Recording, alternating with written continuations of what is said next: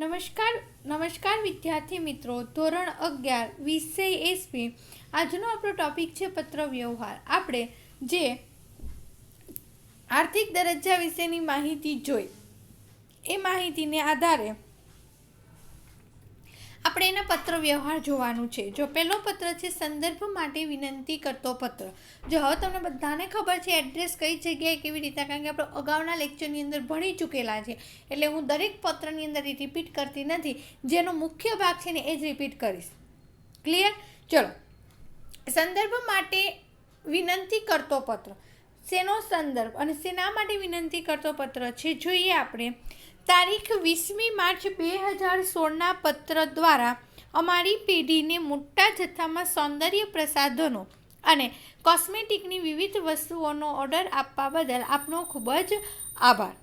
શું કીધું છે? સૌંદર્ય પ્રસાધન અને કોસ્મેટિકની જે વસ્તુઓ છે એ વસ્તુઓનો ઓર્ડર આપણે આપેલો છે અને એ બદલ આપણે વેપારી આભાર માને છે.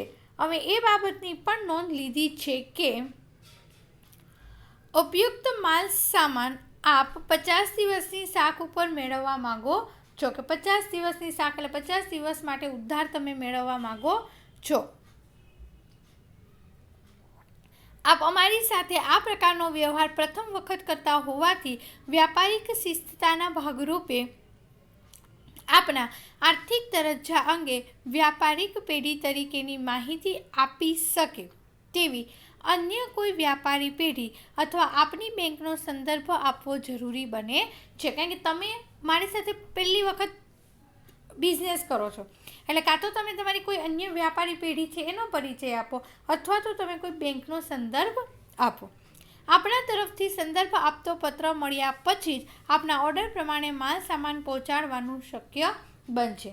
તમે સંદર્ભ આપશો પછી અમે નક્કી કરશું કે તમને માલ સામાન આપવો કે ન આપવું. આપણા તરફથી સંદર્ભ આપતા પત્રની અમે અપેક્ષા સાથે રાહ જોઈ રહ્યા છીએ. ત્યાર પછી કીધું છે આપનો વિશ્વાસો અને સહી કરવાની. ચલો, ત્યાર પછી આગળનો પત્ર છે સંદર્ભ મેળવવા માટે લખેલ વિનંતી પત્રનો જવાબ. આપણે સંદર્ભ માંગ્યો કે તમે વેપારી પેઢી અથવા બેંકનો સંદર્ભ આપો, તો એને જવાબ આપતો પત્ર લખેલો છે. જો પત્રની અંદર શું લખ્યું છે તે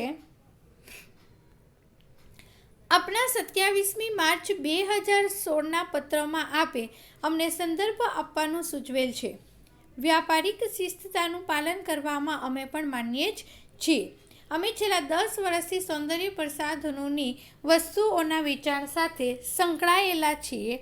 અમારા આર્થિક દરજ્જાની માહિતી મેળવવા માટે આપ નીચે દર્શાવેલી પેઢી અથવા અમારી બેંકનો સંપર્ક કરી શકો છો. એટલે એને માહિતી આપી છે. જો કમલ ફાર્મસી એન્ડ કોસ્મેટિક, જેની સાથે બહુ ટાઈમથી ધંધો કરે છે, વેપારીનું નામ આપી દીધું. બીજું કીધું બેંક ઓફ બરોડામાં એનું ખાતું છે, જેટલું પણ સ્ટેટમેન્ટ જોતું હોય ઇઝીલી કઢાવી શકે છે.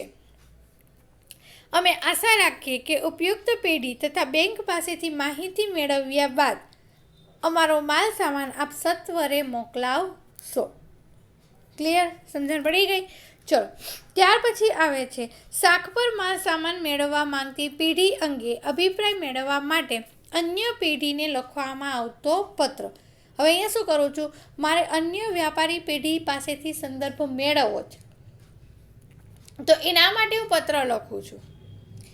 એ પત્રની અંદર જો કેવી રીતના કીધું છે, વિષય કીધું છે નવવધુ નોવેલ્ટી સ્ટોર નડિયાદની શાખ બાબતે અભિપ્રાય આપવા અંગે.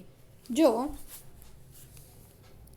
નડિયાદ સ્થિત નવવધુ નોવેલ્ટી સ્ટોર તરફથી તેમના આર્થિક અને વ્યાપારિક દરજ્જાની જાણ માટે આપનો સંદર્ભ મળેલો છે, તે બદલ આપનો આભાર. આ પેઢી અમારી પાસેથી 3 લાખનો માલ સામાન 50 દિવસની શાખ ઉપર મેળવવા માગે છે, તો આ અંગે તેમનો વ્યવહાર, વિશ્વસનીયતા અને આર્થિક દરજ્જા અંગે માહિતી આપી આભારી કરશો. 3 લાખનું પેમેન્ટ થાય છે અને 50 દિવસ ઉધારી માટે માલ સામાન જોઈએ છે, તો હવે એમને માલ સામાન આપવો કે ન આપવો એવું તમને કીધેલું છે. આપનો અભિપ્રાય અમને તે પેઢી સાથે વ્યાપારિક જોડાણ અંગેનો નિર્ણય લેવામાં મદદ થશે. આપના દ્વારા આપવામાં આવેલી માહિતી અત્યંત ગોપનીય રાખવામાં આવશે તેની અમો ખાતરી આપીએ છીએ. તમે જે માહિતી આપશો ને તમારે અને મારી વચ્ચે જ રહેશે અને તમારી માહિતી અમને એ વેપારી સાથે અમારે સંબંધો બનાવવા કે નહીં એનો નિર્ણય લેવામાં આસાનીથી રહેશે. ભવિષ્યમાં આપને પણ અમારી આ પ્રકારની જરૂરિયાત ઊભી થશે તો અમે યોગ્ય સહકાર આપીશું. કે તમને જો પણ આવા પ્રકારની જરૂરિયાત ઊભી થાય તો અમે પાક્કું તમને સહકાર આપશું. ત્યાર પછી સહી કરવાની રહેશે. ચલો આગળ. અભિપ્રાય મેળવવા માટે અન્ય વ્યાપારી પેઢીએ લખવામાં આવતા પત્રનો હકારાત્મક અભિપ્રાય. જો હવે કોઈ વ્યક્તિને પૂછું છું તો બે પ્રકારના જવાબ મળે, કાં તો હકારાત્મક હોય કાં તો નકારાત્મક હોય. તો એ હકારાત્મક જવાબ આપેલો છે. જો શું કીધું છે તે, નડિયાદ સ્થિત નવવધુ નોવેલ્ટી સ્ટોર અંગેનો અભિપ્રાય મંગાવતો આપનો તારીખ 8મી એપ્રિલ 2016નો પત્ર મળ્યો. આપના પત્રના સંદર્ભમાં આ પેઢી અંગે નીચેની માહિતી ધ્યાનમાં લેશો. પહેલું, આ પેઢી સાથે અમે છેલ્લા 10 વર્ષથી ધંધાદારી સંબંધો ધરાવીએ છીએ. 10 વર્ષથી હું એ વેપારી પેઢીને જાણું છું. બીજું, અમે તેમની ઘણી વખત 1,50,000 સુધીનો માલસામાન શાક પર આપેલો છે અને તેઓ નાણાંની ચૂકવણી બાબતે પણ નિયમિત માલુમ પડ્યા છે. શું કીધું છે? 1,50,000 સુધીનો માલસામાન શાક ઉપર આપેલો છે અને નાણાંની ચૂકવણી તેઓ નિયમિત કરે છે. લાઈક પોઝિટિવ પોઈન્ટ આવ્યો. આગળ, નડિયાદ શહેરમાં તેઓ સારો વ્યાપાર અને શાખ ધરાવે છે જેથી અમારા માલ સામાનનું વેચાણ પણ વધ્યું છે. સમજ પડી? નડિયાદ શહેરમાં તેઓ સારો એવો વ્યાપાર અને શાખ ધરાવે છે અને એના કારણે અમારું વેચાણ પણ વધ્યું છે. આશા રાખીએ કે અમે મોકલાવેલી માહિતી પર્યાપ્ત હશે અને તેમની સાથે ધંધો શરૂ કરવાના નિર્ણયોમાં તમને મદદરૂપ થશે. બધા જે પોઈન્ટ આપ્યા બધા હકારાત્મક આવી ગયા. ઓકે. ત્યાર પછી આવે છે અભિપ્રાય અંગેના વિનંતી પત્રનો બાહ્યધરી સૂચક માહિતી ન આપતો પત્ર. કોઈ ગેરંટી વોરંટી નહીં, તમારા ઉપર બધું છોડ્યું છે એટલે એને કોઈ બાહ્યધરી આપેલી નથી. જો શું કીધું, નડિયાદ સ્થિત નવવધુ નોવેલ્ટી સ્ટોર અંગેનો અભિપ્રાય મંગાવતો પત્ર, આપણો પત્ર તારીખ 8મી એપ્રિલ 2016નો પત્ર મળ્યો.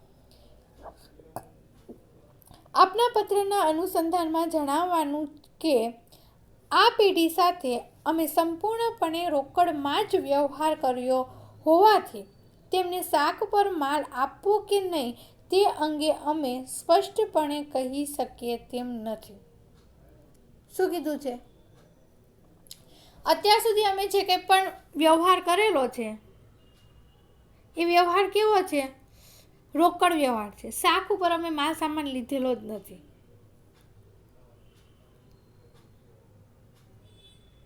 શાક ઉપર અમે માલ સામાન લીધેલો જ નથી. એટલે હવે અમારે શું કરવું કે તમારે શાક ઉપર એની સાથે વ્યવહાર કરવો કે નહીં કરવો એ તમારે, કારણ કે રોકડ વ્યવહાર એટલે તો પછી કેવું હોય કે ભાઈ તમે જેવો માલ આપો એવો તમને પૈસા મળી જાય. આગળ, અમારા લાયક અન્ય કોઈ ધંધાકીય જાણકારી જોઈતી હોય તો જણાવશો. પૂછપરછ બદલ આભાર. બીજી કોઈ જાણકારી જોઈતી હોય તો તમે પૂછી શકો છો અને એ બદલ આભાર. આગળ, અભિપ્રાય અંગેના વિનંતી પત્રનો નકારાત્મક જવાબ આપતો પત્ર. જો શું કીધું છે, નડિયાદ સ્થિત નવવધુ નોવેલ્ટી સ્ટોર અંગેનો અભિપ્રાય મંગાવતો આપનો તારીખ 8મી એપ્રિલ 2016નો પત્ર મળ્યો. આપના પત્રના અનુસંધાનમાં અમારો અભિપ્રાય નીચે મુજબ છે. પહેલું, આ પેઢી ખૂબ જ જૂની પેઢી હોવા છતાં બજારમાં તેની સારી પ્રતિષ્ઠા ઊભી કરવામાં અસમર્થ રહી છે એવું અમને લાગે છે. કેટલા વર્ષથી ધંધો કરે છે એમ છતાં હજી બજારની અંદર એનું નામ નથી બનાવી લઈ, એટલે આ કંપની અમને યોગ્ય લાગતી નથી. આગળ, છેલ્લા 3 વર્ષથી અમે તેમની સાથે વેપાર કરીએ છીએ જેમાં નાણાંની ચૂકવણી બાબતે તેઓ ખૂબ જ અનિયમિત માલુમ પડે છે. 3 વર્ષથી અમે ધંધો કરીએ છીએ અને નાણાંની ચૂકવણી ખૂબ જ અનિયમિત છે. આગળ, અમે તેઓને 1,50,000થી વધુ કિંમતનો માલસામાન શાક ઉપર આપેલો નથી. લિમિટ આવી ગઈ. 1,50,000 સુધી જ અમે માલસામાન શાક ઉપર આપેલો છે, વધારે આપેલો નથી. કારણ કે અહીંયા આપણે કેટલાની વાત થાય છે? 3 લાખની. આગળ, વારંવાર ઉઘરાણી કરવા છતાંય અમને કેટલાક બિલની બાકી રકમ મળી નથી. કેટલી વખત કીધેલું છે, એમ છતાં હજુ અમને બિલની રકમ મળતી નથી. અમારા દ્વારા આપવામાં આવેલી માહિતી અત્યંત ગોપનીય રાખશો તેવો અમે વિશ્વાસ ધરાવીએ છીએ. કે મેં તમને જે માહિતી આપી સાચી એ ગોપનીય એટલે કે રહસ્યબંધ જ રાખશો, એ માહિતી કોઈને નહીં આપો એવો વિશ્વાસ અમે તમારા ઉપર રાખીએ છીએ. તો આ અભિપ્રાય મેળવવા અંગેના પત્રો.